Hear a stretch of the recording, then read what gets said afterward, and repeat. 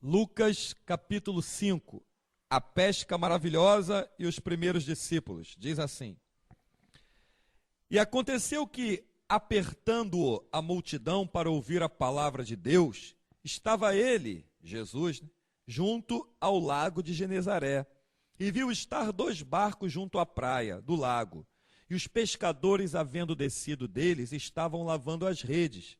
E entrando num dos barcos, que era o de Simão, pediu-lhe que o afastasse um pouco da terra, e assentando-se ensinava do barco a multidão.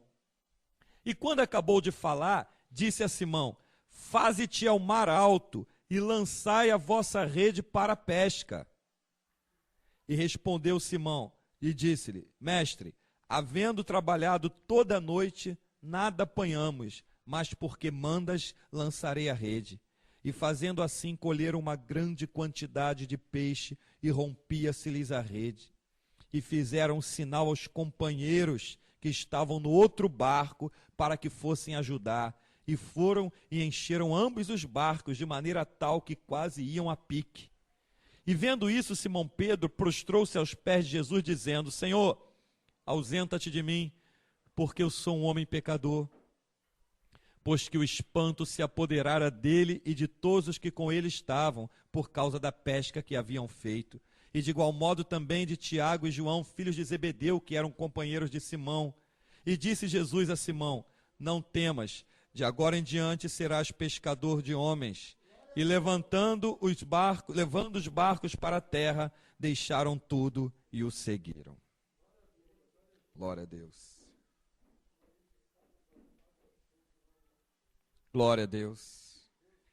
O que o Espírito Santo trouxe ao nosso espírito nessa noite como mensagem é essa: o nosso Deus, repete comigo, o nosso Deus fará de você um espanto.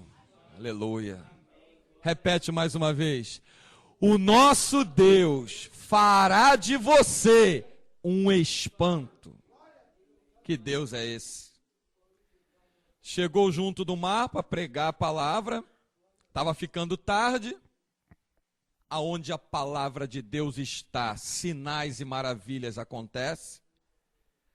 E quando ele estava pregando a palavra, disse para Pedro: olha, Jesus sabia que eles não tinham pego nada. Tanto é que Jesus não perguntou se eles tinham pego alguma coisa. Vai lá no alto mar, lá mesmo, no alto mar, lança a rede para pescar. Jesus deixou bem claro: lança a rede para pescar. Jesus não disse: lança a rede. De repente aparece peixe agora lá, né? Não, lança a rede para pescar. Jesus definiu a situação. O que Pedro disse? Senhor, passamos a noite inteira lá pescando e não apanhamos nada, nem um peixe sequer, mas porque tu mandas, olha o segredo do Evangelho, olha o mistério do Evangelho, olha a simplicidade do Evangelho, porque tu manda, eu lançarei a rede. Quando Jesus manda, a gente não discute, a gente obedece. Ele manda, ele é Senhor. Porque tu manda, eu vou, não interessa que eu não passei a noite, não peguei nada. Mas ele mandou, eu vou lançar. Porque tu manda. Quando ele lançou a rede, o que veio? Uma quantidade tão grande de peixe que quase o barco estava ainda afundando. Teve que chamar Tiago e João, no mesmo lugar que eles passaram a noite inteira e não pegaram nada. Tiveram que chamar Tiago e João e encheram o barco de Tiago e João também. E os 2 barcos iam afundando, iam a pique, aí afundando, iam afundando. Afundando quando Pedro chega perto de Jesus, o que ele diz? Espantado com a pesca que fez: ausenta-te de mim, Senhor, porque eu sou homem pecador. Eu estou na presença de um Deus muito santo e maravilhoso. A glória da luz do meu Deus mostra a sujeira que é a minha vida. Ausenta-te de mim, Senhor. Mas Jesus foi além, Jesus não se ausentou. Jesus deu-lhes a palavra que limpa de toda a sujeira do mundo que o diabo coloca. Deu-lhes a palavra. E como ele disse mesmo para Pedro: vós já estás limpo pela palavra que vos tenho falado. Em outra oportunidade ele diz isso para Pedro, quando ele vai lavar os pés dos discípulos. E Pedro disse: Senhor, Eu sou digno que tu venha lavar os meus pés, eu que tenho que lavar os teus. Se eu não lavar os teus pés, tu não tem parte comigo. Então, se é para ter parte contigo, não somente os pés, mas a mão, a cabeça, ou seja, ele queria mergulhar.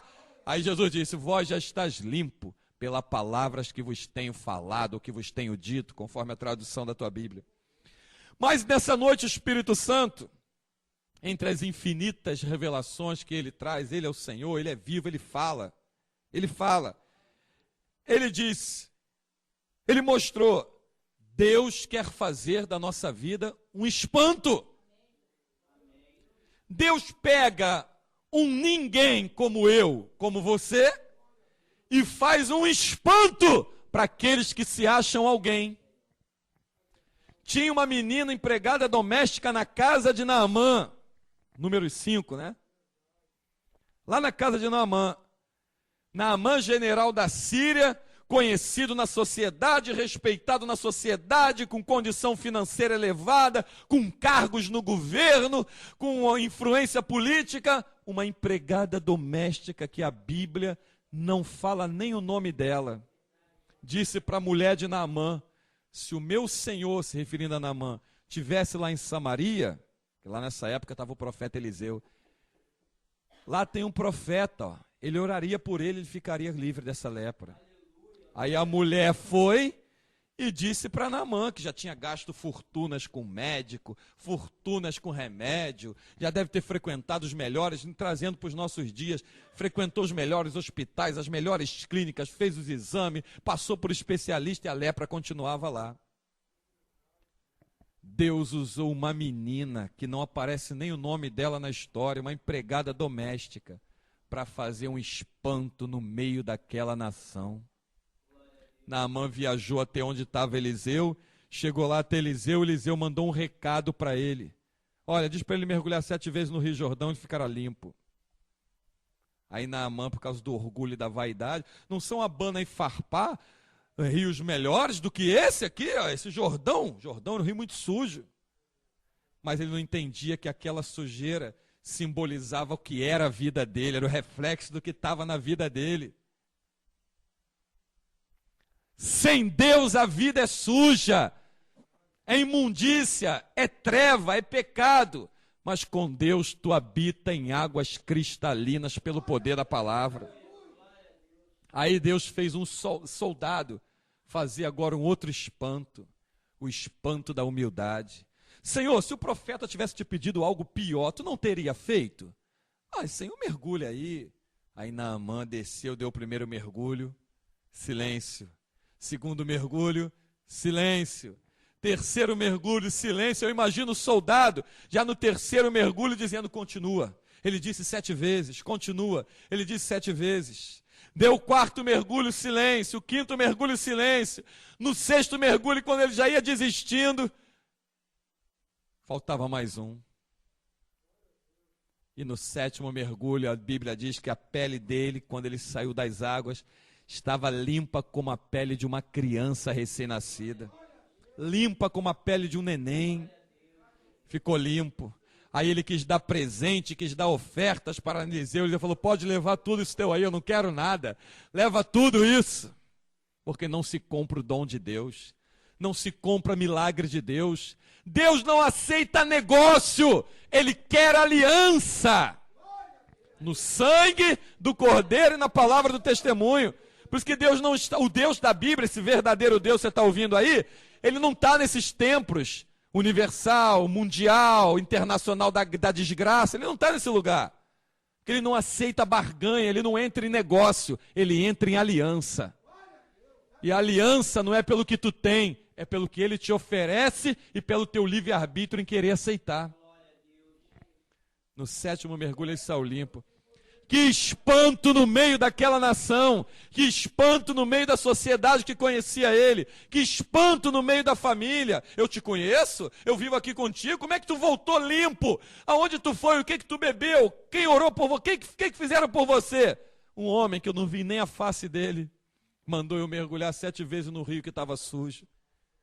Mas agora eu entendo que aquela sujeira ali já era profeticamente a lepra que ia ficar naquela água, os pecados que eu estava cometendo, porque depois que Naamã chegou para Eliseu, Ele mostrou um ato de arrependimento, pediu perdão até quando tivesse que acompanhar o chefe dele lá, o rei, o líder, dentro do templo lá para adorar. Ele mostrou que o coração dele teve um reconhecimento de que só o Deus de Israel é o verdadeiro Deus. Espanto, espanto, espanto naquele lugar. José causou um verdadeiro espanto por lançar a palavra de Deus na onde ele estava. Quando tu lança as tuas atitudes por causa da palavra, os outros e você mesmo fica espantado com o tamanho do resultado. 12 anos dentro de uma cadeia. Deus dá um sonho ao padeiro e dá um sonho ao copeiro que estava na mesma cadeia com ele. Aí Deus dá a ele a interpretação do sonho do copeiro, que voltaria a entregar o cálice na mão de Faraó, e dá a interpretação do sonho do padeiro com o cesto na cabeça que as aves do céu vinham comer. Morreria enforcado. Quando se cumpriu, o copeiro estava lá quando o Faraó teve um sonho, agora Deus dá um sonho a Faraó. E se cumprindo, o copeiro disse, eu estava na cadeia, um escravo hebreu, José, ele interpretou, disse que eu voltaria a entregar aqui, mas depois de Faraó chamar aqueles espíritas da época, magos, encantadores, para tentar fazer suas adivinhações e discernir o que era aquele sonho das 7 vacas gordas, das 7 vacas magras, das 7 espigas gordas e das 7 espigas magras. E depois deles não conseguirem, mandaram chamar o escravo José, lá da cadeia. Deus não tinha se esquecido dele. Deus não se esqueceu do que te prometeu. Ele simplesmente está preparando um dia em que causará um espanto na tua vida e naqueles que estão à tua volta. Ele não se esqueceu do que ele te prometeu. Quando José chega na presença de Faraó, se humilhou diante do Senhor, Criador dos céus e da terra, dizendo, a interpretação vem de Deus. E Deus deu a interpretação do sonho do Faraó. Ele disse, olha Faraó, 7 anos as vacas gordas são 7 anos de fartura. As 7 vacas magras, 7 anos de escassez. Da mesma maneira, as 7 espigas gordas, 7 anos de fartura. As 7 espigas magras, 7 anos de escassez. Separa aí um dos teus, olha só, meu irmão, para que administre bem a despensa do Egito, para que nos 7 anos de fartura seja bem abastecido o celeiro, para que nos 7 anos de escassez não tenha falta, porque vai haver fome em toda a terra. E Faraó disse, quem eu vou separar, senão esse que tem o espírito dos deuses santos? Chamou ele, botou um anel no dedo e disse, de hoje em diante eu só serei maior do que você no trono, coloco toda a terra aí, à tua disposição. Botou roupa nova, e colocou ele como governador, um escravo, 12 anos na cadeia, agora era governador de uma terra estranha. Que espanto, meu irmão! Veja o tamanho do espanto! Só o Senhor é Deus. Marcos capítulo 5. Jesus indo para a casa de Jairo, ressuscitar a filha de Jairo, que estava doente. Até então doente. Pelo caminho, uma mulher que tinha fluxo de sangue tocou nas vestes de Jesus. Espantosamente viu a hemorragia sumir. E pelo caminho alguém chegou até Jesus, até Jairo e disse, olha, não incomoda mais o mestre não, tua filha que estava doente, ela morreu. Jesus olhou para ele e disse assim, crê somente. Outro segredo do evangelho. Crê somente. Sem duvidar, crê somente. E Jairo foi indo com Jesus até em casa.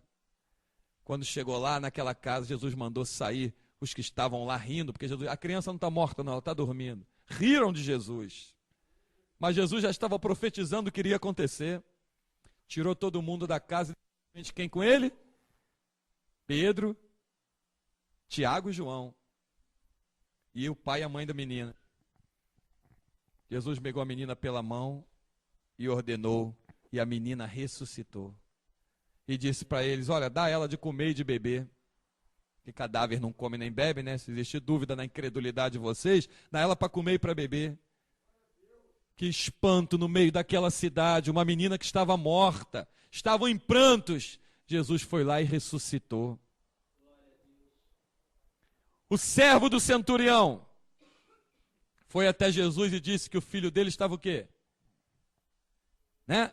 Terrivelmente moribundo, estava doente. E Jesus disse, se você não vê sinais e prodígios, de maneira nenhuma vai crer, né? Vai! O menino vive. Filho do oficial do rei. Filho do oficial do rei. Quando ele chegou lá na casa, o empregado vem, olha, o menino já está bom. Que hora se deu isso? Ontem. Por volta das 7 horas, ontem, às 7 horas. Aí ele entendeu que foi naquela hora que Jesus disse, vai, porque o menino vive, teu filho vive, o menino está curado. Que espanto. Então, para a gente ter uma vida de espanto, de receber coisas gloriosas de Deus, o que a gente tem que fazer? Obedecer somente o que Ele manda. Não foi isso que Pedro falou? Porque tu mandas, lançarei a rede. Eu sei que eu passei a noite inteira ali, não peguei nada. Mas porque tu manda, eu lançarei a rede. Lançou a rede, aonde não tinha nada.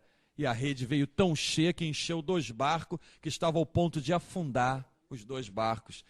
Pedro e João teve que pedir ajuda lá.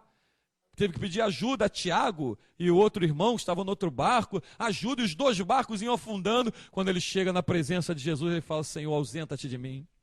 Ausenta de mim porque eu sou pecador. Aí Jesus disse, a partir de hoje, tu serás pescadores de homens. E como é que se pesca homens? Mulheres, lançando a mesma palavra de milagre que Jesus lançou sobre a vida deles. Então, o grande segredo do evangelho é esse, meu irmão. Quer uma vida de milagre? Quer que a tua vida seja um espanto? Faz tudo conforme o Mestre Jesus te ordenar. Tudo conforme Ele mandar você fazer. Que há milagres, há glória para Deus, há sinais, há prodígios. É um espanto. Certa vez Paulo estava pregando num lugar e uma criança caiu da janela do 3º andar. Aquele alvoroço todo, Eutico, morreu. Foram até lá, a criança está morta. Paulo interrompeu a pregação, foi lá, ordenou que o menino ressuscitasse. O menino ressuscitou, voltou e continuou a pregar. Que espanto naquela cidade! Que espanto! Isso é que é Deus, meu irmão. Nosso Deus, quando tu faz tudo conforme Ele manda, milagres e sinais e maravilhas acontecem. Mas tu tem que fazer tudo conforme Ele manda. Tudo conforme Ele manda. Porque Ele manda e Ele garante o que manda. Glória a Deus. Meu Deus. Aleluia. Pedro, ele disse assim, olha, estava espantado, pois que o espanto se apoderara dele e de todos que com ele estavam, e por causa da pesca que haviam feito, né? A pesca que eles fizeram causou um espanto tão grande que eles se admiraram. Certa vez um casal teve um neném, criança nasceu paralítica, criança não andava. E eles ouviram a palavra de Deus, se converteram ao evangelho, e eles dobraram o joelho à noite naquela cama deles, onde eles dormiam, naquele quarto onde aquela criança estava. Dobraram o joelho e fizeram uma oração pedindo a Deus que desse os movimentos à perna da criança, que tirasse aquela paralisia daquela criança. Criança de 1 ano e pouco, 2 anos. E foram dormir. O dia ainda não tinha amanhecido quando eles sentiram o lençol da cama sendo puxado. Quando eles acordaram, a criança estava de pé no quarto deles, saiu do berço andando, foi no quarto deles. Ninguém é Deus como o Senhor, meu irmão. Quando tu faz com Deus uma aliança, com a palavra, com o sangue de Jesus, é milagre, é glória, é mistérios, é resultado. Meu pai estava em coma no Souza Aguiar. A casa estava em obra, eu estava dormindo no chão do quarto da minha tia. Eu estava clamando durante a madrugada, era 5 minutos clamando, 10 minutos dormindo, 10 minutos clamando, 5 dormindo, e assim eu passando a madrugada. Antes que o dia amanhecesse, o Senhor falou assim para mim: por que tu continuas ainda clamando assim? Eu já não te digo que vou trazê-lo de volta? Estava num coma profundo, no Souza Aguiar, todo entubado. O médico desenganou, mandou minha mãe já preparar as coisas para o sepultamento. Quando amanhece o dia, o telefone da casa da minha tia toca, lá do Souza Aguiar. Era uma senhora chamada Dona Cláudia mandando ir buscar ele, porque ele acabou de ter alta. Saiu de um coma profundo, todo entubado. Eu vi ele todo entubado, não tinha mais onde botar tubo. Todo cheio de fio. E naquela manhã ele teve alta. Mas o espanto ainda não foi esse. Agora vem o espanto. Peguei o carro com meu cunhado aqui, fomos lá buscar ele. Quando eu cheguei no Souza Guiar, cadê ele? Um homem que saiu de um coma há dias, um coma profundo. Pegou um táxi e veio para casa sozinho. Que espanto. Subiu essas escadas e sentou ali naquele banco ali. Isso é que é Deus, meu irmão. Isso é que é Deus. Esse Deus não te dá uma rosa para levar para casa, não te dá um copo com água dizendo que está mentirosamente ungido, porque o nosso Deus é o Pai da verdade. Ele não te dá amuleto, ele não quer teu dinheiro, ele não pede teu cartão de banco, ele não te dá carnê. Ele te dá palavras para te aliançar com ele nas palavras dele. E quando você se aliança com ele nas palavras dele, pelo sangue dele, com a palavra dele, ele destrói o diabo, desfaz as obras de macumbaria, de bruxaria, envergonha Satanás, ressuscita os mortos, limpa o leproso, cura o canceroso. Ele é Deus de milagres, sinais e prodígios. Diz agora de novo para o teu irmão, como tu disse no começo. Deus quer usar a tua vida, olha para ela, olha para ele, para fazer um espanto.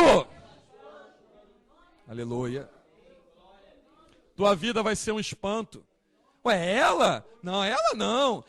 Ela não tem estudo, ela não tem faculdade, ela não tem dinheiro, não tem amigo importante. Como é que ela alcançou isso? Porque ela tem Jesus. O homem de branco que anda no meio dos castiçais de ouro, foi ele que operou esse milagre. Glória a Deus. Ela tem Jesus. Ele tem Jesus. Não, mas ele não pode. E os pecados dele, está onde? Os pecados dele estão lavados no sangue de Jesus. Vai lá falar com Jesus. Romanos 8:1. Romanos 8:1. Nenhuma condenação há para aqueles que estão em Cristo Jesus, que não andam segundo a carne, que é as práticas do mundo, mas segundo a palavra de Deus, segundo o Espírito de Deus, segundo o Espírito. Não tem condenação. Então Deus quer usar a tua vida, para que a tua vida seja um espanto. Como foi um espanto a vida de Paulo, de Pedro, de Tiago, de João. Pedro causou um espanto até na hora da morte. Vai me crucificar? Ah, agora ele vai negar Jesus, quer ver? Vai voltar atrás. Agora, não, me crucifica de cabeça para baixo, que eu não sou digno de morrer como meu Senhor.